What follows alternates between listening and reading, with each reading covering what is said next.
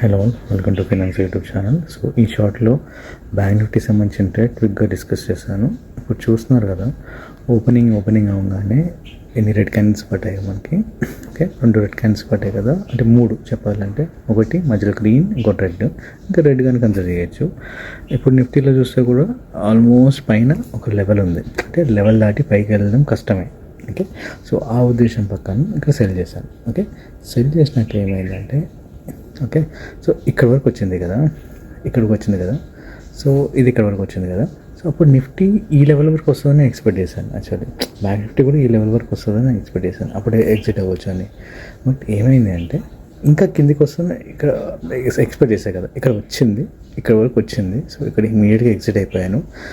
And ఇంకా hold చేస్తుంటే side వేస్ market చూసారు కదా, మళ్ళీ పైకి వెళ్ళిపోయింది.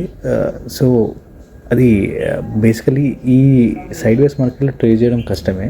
సో అందుకే తొందరగా ఎగ్జిట్ అయిపోయాను ఈ లెవెల్ దగ్గర, ఇక్కడ సమ్వేర్. ఓకే, సో అది ఇవాళ సంబంధించిన షార్ట్ ట్రేడ్. గత 2-3 రోజులుగా చూస్తుంటే కంప్లీట్ లాస్. అది నా సైకాలజీ వల్ల కానీ, మార్కెట్ ఈ సైడ్ వేస్ వల్ల కానీ అవుతుంది ఇట్లానే. సో ఒక నిన్న కొంచెం ప్రాఫిట్ ఉండే, ఇవాళ కొంచెం ప్రాఫిట్ ఉండే, అంతకుముందు loss. But I'm not satisfied with my trading decision అనమాట. ఓకే, సో ఇది ఇవాళ నా ట్రేడింగ్ లాక్.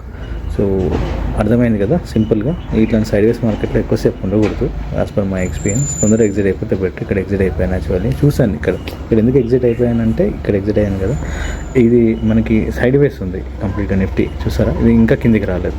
బ్యాంక్ నిఫ్టీ కిందికి వచ్చింది కదా, నిఫ్టీ కిందికి రాలేదు, అందుకే నేను ఎగ్జిట్ అయిపోయాను. Thanks for watching.